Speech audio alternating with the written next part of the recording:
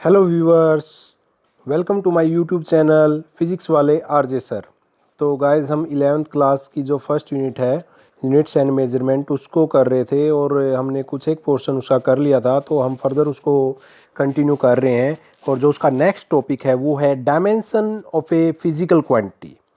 तो सबसे पहले हम देखते हैं कि डायमेंशन क्या होता है। What is dimension? डायमेंशन हम बोलते किसको है? देखो, अभी तक हमने पढ़ा है फंडामेंटल यूनिट्स के बारे में कि फंडामेंटल यूनिट्स क्या क्या होती हैं। फंडामेंटल यूनिट्स हमने 7 पढ़ी थी भाई। बेसिकली तो हम एमएलटी की ही बात करते हैं, मास, लेंथ एंड टाइम। फिर टेम्परेचर भी होता है, ल्यूमिनस इंटेंसिटी होता है, ठीक है, और करंट होता है, ठीक है, और एटम क्वांटिटी ऑफ मैटर होता है। ये 6-7 टाइप की होती हैं, बट यहाँ पे हम एमएलटी की बात करेंगे अभी फिलहाल के लिए। तो डायमेंशन क्या होता है? जो फंडामेंटल यूनिट होती है, मास, लेंथ और टाइम। मास को हम एम से रिप्रेजेंट करते हैं, लेंथ को एल से या डिस्टेंस को एल से करते हैं, टाइम को टी से करते हैं। ये तो होगी हमारी फंडामेंटल यूनिट। अब हम इन एम एल टी को अगर पावर के अंदर, यानी कि एम एल और टी की कोई भी पावर लिख दें, यानी कि एम की पावर मान लीजिए ए और एल की पावर बी और टी की पावर सी, जो हमारे पास ये पावर्स हैं, ये है उसका डायमेंशंस। आगे बात समझ में? एम एल टी हमारी क्या है? फंडामेंटल यूनिट्स है, और जो उसकी पावर्स हैं वो क्या है? उसका डायमेंशंस है, राइट। तो जब भी हम फंडामेंटल यूनिट्स के साथ उनकी कुछ ना कुछ पावर लगा देते हैं तो वो हमारे पास क्या बन जाता है? डायमेंशन बन जाता है। तो देखिए कैसे, the dimension of a physical quantity are the powers to which the fundamental quantity must be raised to represent that quantity completely. यानी कि फंडामेंटल यूनिट के साथ जब हम पावर लगा दे तो वो उसका क्या हो जाएगा?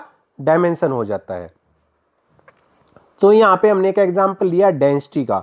तो डेंसिटी का क्या फॉर्मूला होता है? Mass upon volume. तो मास को एज इट इज, वॉल्यूम को हम क्या फॉर्मूला आता है वॉल्यूम का? फर्दर क्या फॉर्मूला आता है? Length into breadth into height. तो बेसिकली लेंथ भी डिस्टेंस है, ब्रेड्थ भी डिस्टेंस, और हाइट तो डिस्टेंस है ही है।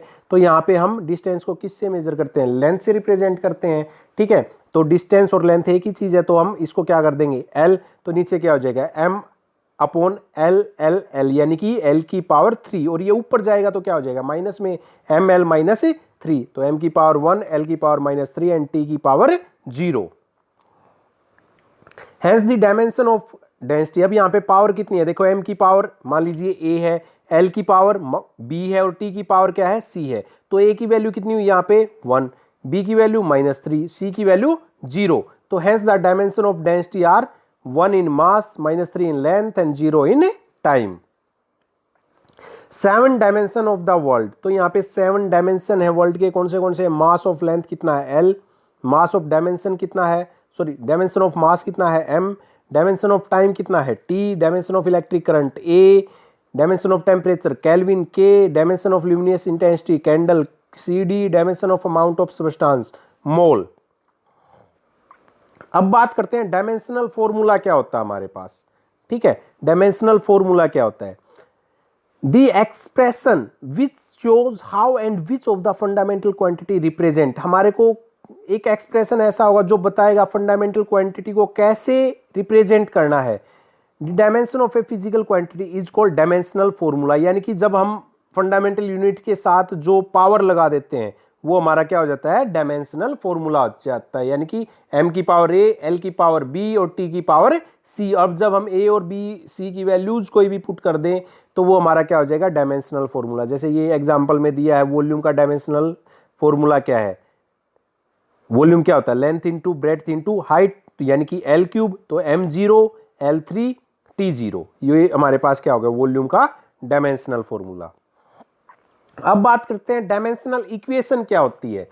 देखो, मान लीजिए हमने डायमेंशनल फॉर्मूला पढ़ लिया, तो यहां पे हम फोर्स का डायमेंशनल फॉर्मूले की अगर बात करें तो फोर्स का डायमेंशनल फॉर्मूला होता है mlt-2। अब यहाँ पे डायमेंशनल फॉर्मूला तो हमारे को पता है। अब डायमेंशनल इक्वेशन क्या होती है? जिस भी क्वांटिटी के डायमेंशनल फॉर्मूले की हम बात कर रहे हैं, अगर उस डायमेंशनल फॉर्मूले को उसी क्वांटिटी के इक्वल पुट कर दिया जाए तो उसको हम क्या बोलेंगे? Dimensional equation. यानी कि यहाँ पे फोर्स का एग्जांपल दिया है, तो फोर्स इक्वल टू, फोर्स का डायमेंशनल फॉर्मूला क्या होता है? mlt-2। तो हमारे पास ये क्या हो गया? F force equal to mlt-2। Two, ये हमारे पास क्या होगी, डायमेंशनल इक्वेशन होगी। अब ऐसे ही प्रेशर दिया है, प्रेशर का dimensional formula m L-1 T-2, तो pressure equal to its dimensional formula which is called dimensional equation of pressure.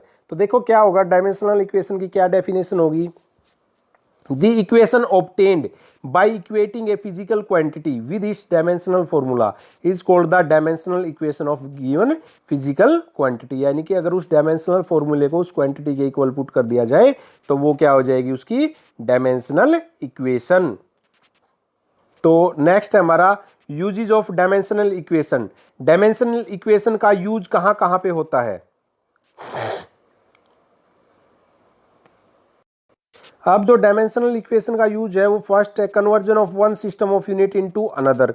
एक सिस्टम को जब हम दूसरे यूनिट सिस्टम के अंदर कन्वर्ट करते हैं तो हमारा क्या होगा, हेल्पफुल होगा। यानी कि जो हमारे पास डायमेंशनल इक्वेशन है उसको वो क्या करेगी, हमारे को एक सिस्टम से दूसरे सिस्टम के अंदर जाने के लिए हेल्प करेगी। ये हम आगे करेंगे और ये बहुत ही इंपॉर्टेंट पॉइंट है।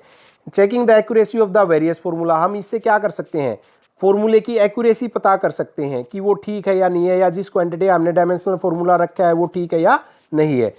डेरिवेशन ऑफ फॉर्मूला, इससे हम क्या कर सकते हैं, फॉर्मूला डिराइव कर सकते हैं। तो यहाँ पे कुछ एक क्वेश्चंस हैं इसी के बेस्ड पे। Taking velocity, time and force as the fundamental quantity, find the dimension of mass. देखो इसने क्या बोला, ये बहुत इंपॉर्टेंट क्वेश्चन है, ये पीएमटी वगैरह में भी आया हुआ है ये क्वेश्चन। हमने वेलोसिटी, टाइम और फोर्स को फंडामेंटल क्वांटिटी माना है। देखो हमने अभी तक फंडामेंटल क्वांटिटी को क्या बोला है, mass, length, time, ampere, kelvin, candle and mole, ये हमारे पास फंडामेंटल क्वांटिटीज थी, वो थी जो फंडामेंटल हैं। जो बट यहाँ पे क्वेश्चन क्या दिया है, यहाँ पे इसने बोला है कि हम वेलोसिटी को, टाइम को और फोर्स को डायरेक्ट फंडामेंटल क्वांटिटी मान लेते हैं। तो find the dimensional formula of mass, या डायमेंशन फाइंड आउट करना है किसका, मास का। तो हमारे पास फोर्स का क्या फॉर्मूला होता है, मास इनटू एक्सेलरेशन, और एक्सेलरेशन को क्या ब्रेक कर सकते हैं हम, वेलोसिटी अपॉन टाइम। ठीक बात है।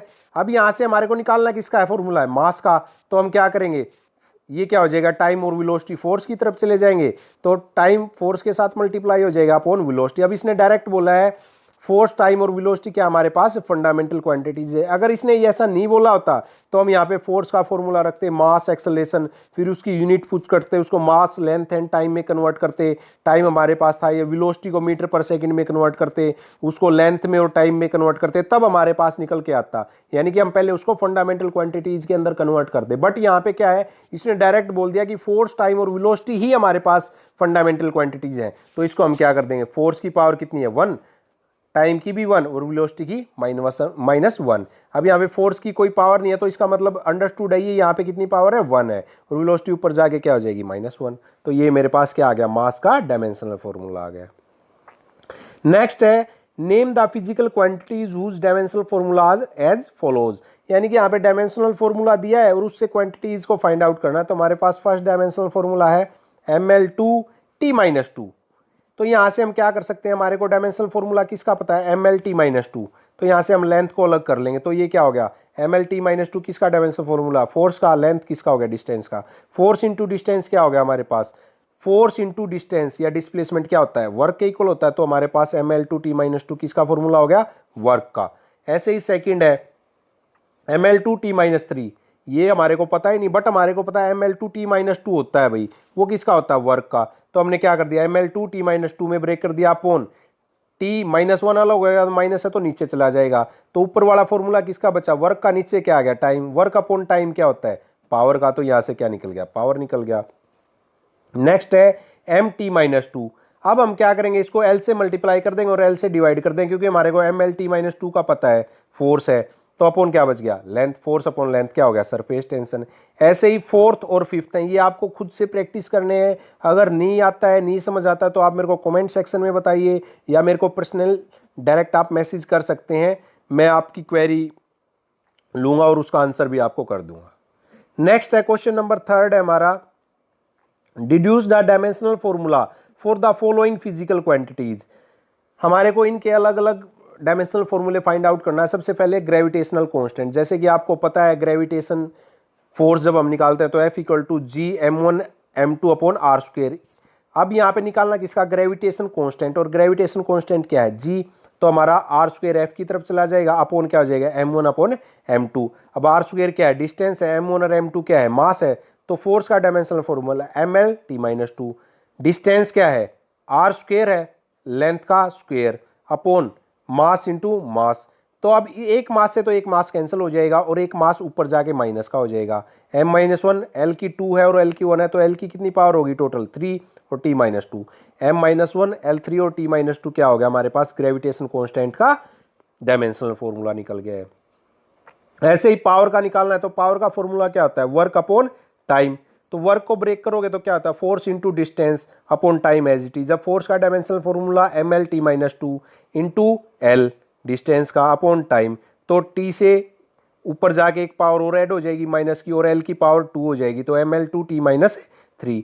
अब ऐसे ही थर्ड है यंग्स मॉडुलस। यंग्स मॉडुलस क्या होता है, लॉन्गिट्यूडनल स्ट्रेस, जिसका फॉर्मूला क्या होता है, F अपॉन ए, और longitudinal strain change in length upon original length. अब इसको करोगे तो F अपॉन ए, और ये क्या हो जाएगा, कन्वर्ट हो जाएगा, L अप ऊपर चला जाएगा और डेल L तो नीचे रह ही जाएगा।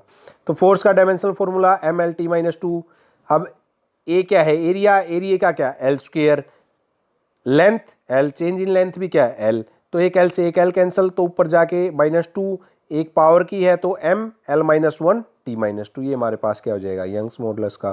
कोएफिशिएंट ऑफ विस्कोसिटी और सरफेस टेंशन का आपको खुद करके देख लेना, प्रैक्टिस करके देख लेना है। अगर नहीं समझ में आए तो मेरे से पूछ लेना। ये सिंपल है, ज़्यादा कोई कॉम्प्लेक्स है नहीं। प्लैंक्स कांस्टेंट का भी आपको खुद ही करना है, ये आपको प्रैक्टिस से ही आएंगे। और आपकी बुक में बहुत सारे डायमेंशनल फॉर्मूले दिए हुए हैं जो बहुत ही इंपॉर्टेंट है बेटा। तो सारे के सारे आई थिंक 64 61 के आसपास डायमेंशनल फॉर्मूले दिए हुए हैं, वो सारे आपको टिप्स में होने चाहिए, आगे जाके इनका बहुत यूज होगा। और जब भी आप कोई एंट्रेंस एग्जाम दोगे तो वहाँ पे 1 या 2 मार्क्स या 1 और 2 मार्क्स के अंदर जो डायमेंशनल फॉर्मूला वो पूछ लिया जाता है, तो इसका बहुत इंपॉर्टेंट यूज है, छोड़ने नहीं है आपको। आपको टिप्स पे याद होने चाहिए, जितनी ज़्यादा प्रैक्टिस करोगे उतना ही आपके लिए बेटर रहेगा। नेक्स्ट है हमारा conversion of one system of unit into another. अब क्या करना, हमने एक सिस्टम से दूसरे सिस्टम के अंदर जाना। मान लीजिए आपको सीजीएस यूनिट दिया है, यानी कि सेंटीमीटर, ग्राम और सेकंड में दिया है, और आपको कन्वर्ट करना उसको एमकेएस के अंदर, मीटर, किलोग्राम एंड सेकंड के अंदर। इस तरीके से हमारे को एक सिस्टम से दूसरे के अंदर जाना है। देखो ये फॉर्मूला भी है जो यहाँ पे, ये वाला फॉर्मूला आपने किया भी होगा, मैंने बोला भी था ये इंपॉर्टेंट है। तो इस फॉर्मूले की हेल्प से हम यहाँ पे वो कन्वर्जन करेंगे जो वन सिस्टम से दूसरे सिस्टम के अंदर जाने के लिए है। तो यहाँ पे this is based on the fact that magnitude of a physical quantity remains the same. Magnitude क्या रहेगा, सेम, न्यूमेरिकल वैल्यू जिसको हम बोलते हैं, be the system of the it's measurement. अब यहाँ पे मेरे पास क्यू क्या है, क्वांटिटी है, n1 क्या है, न्यूमेरिकल वैल्यू है एक सिस्टम के अंदर, और n2 क्या है, दूसरे सिस्टम के अंदर न्यूमेरिकल वैल्यू है। u1 क्या है, यूनिट सिस्टम है जो हमारे पास है एक सिस्टम, दूसरा क्या है, दूसरा यूनिट सिस्टम है u2। नेक्स्ट है where u1 and u2 are two units of measurement. दो यूनिट सिस्टम है u1 and u2 of the quantity q। q कोई क्वांटिटी है हमारे पास जिसके दो यूनिट सिस्टम है u1 एंड u2, और n1 और n2 दो हमारे पास क्या है, उसकी न्यूमेरिकल वैल्यू है। तो एक सिस्टम के अंदर हमारे पास फंडामेंटल यूनिट क्या होंगी, u1 के अंदर m1 l1 t1, and u2 के अंदर क्या होंगी, m2 l2 and t2। Be the fundamental unit of mass, length and time in one system and other system. And अब देखो डायमेंशनल फॉर्मूला कब बनेगा, जब इन फंडामेंटल जो फंडामेंटल यूनिट्स हैं इनकी हम पावर लगा देंगे, और वो पावर क्या है, A B and C are the respective dimension of the quantity in mass, length and time. तो u1 है हमारे पास m1 की पावर a, l1 की पावर b एंड t1 की पावर c। एक यूनिट सिस्टम के अंदर ये डायमेंशनल फॉर्मूला है, दूसरे के अंदर u2 equal to m2a l2b t2c, ये हमारे पास दूसरा डायमेंशनल फॉर्मूला है। अब यहां से इस डायमेंशनल फॉर्मूले से हम क्या करेंगे, जो ये हमारे पास ये वाली चीज है, इसको हम क्या करेंगे, इसको हम कन्वर्ट कर देंगे किसके अंदर, इस फॉर्मूले के अंदर, n2 equal to n1 u1 upon u2, यानी कि n2 और n1 क्या है, न्यूमेरिकल वैल्यू है। तो हमारे को जो गिवन है वो कहां आएगा, वो हमेशा आएगा यहाँ पे ऊपर की तरफ। ये हमारे पास गिवन क्वांटिटी होगी और ये हमारे को फाइंड करनी होगी। डायमेंशनल फॉर्मूला भी गिवन होगा, ये हमारे को फाइंड आउट करनी होगी। यानी कि जो हमारे पास गिवन होगा वो हमेशा कहाँ आएगा, यहाँ पे आएगा, ऊपर आएगा हमेशा। तो अब हम क्या करेंगे, N2 हमारे को फाइंड आउट करना है, दूसरे सिस्टम के अंदर जाना, 1 हमारे पास गिवन है तो N1 U1 हमारे पास गिवन मिलेगा और N2 हमारे को फाइंड आउट करना मिलेगा। डायमेंशनल फॉर्मूला दोनों के अंदर क्या रहेगा, सेम रहेगा। तो अब यहां पे हम क्या करें, now from third and second equation, यहां पे हम क्या करेंगे, इक्वेशन 4 के अंदर सेकंड और थर्ड की इक्वेशन पुट कर देंगे, U1 और U2 की वैल्यू पुट कर देंगे। M1 raise to power A, L1 raise to power B, T1 raise to power C and M2 raise to power A, L2 raise to power B, T2 raise to power C। अब यहाँ पे क्या करेंगे हम, M1 upon M2, इसकी power क्या है, common है, तो हम इस तरीके से लिख देंगे M1 M2 raise to power A, L1 L2 raise to power B, T1 upon T2 raise to power C, इस तरीके से कर देंगे। अब यहाँ पे N2 इक्वल टू N1, तो हमारे पास जो कन्वर्जन फॉर्मूला है एक सिस्टम से दूसरे सिस्टम के अंदर, ये फॉर्मूला हमारे पास क्या होगा, यूज होगा भाई हमारे पास। ये आपको ध्यान से करना है हुआ कैसे है। तो हमारे पास क्या है, by knowing M1 L1 T1, M1 L1 और T1 की वैल्यू और M2 L2 T2 की वैल्यू और A और B और C की वैल्यू अगर हमारे पास पता है और N1 की वैल्यू, यानी कि हमारे पास M1 की वैल्यू, L1 की और T1, M2 L2 and T2 and A B and C और N1 की वैल्यू अगर हमारे को पता है तो हम क्या कर सकते हैं, N2 की वैल्यू फाइंड आउट कर सकते हैं, राइट।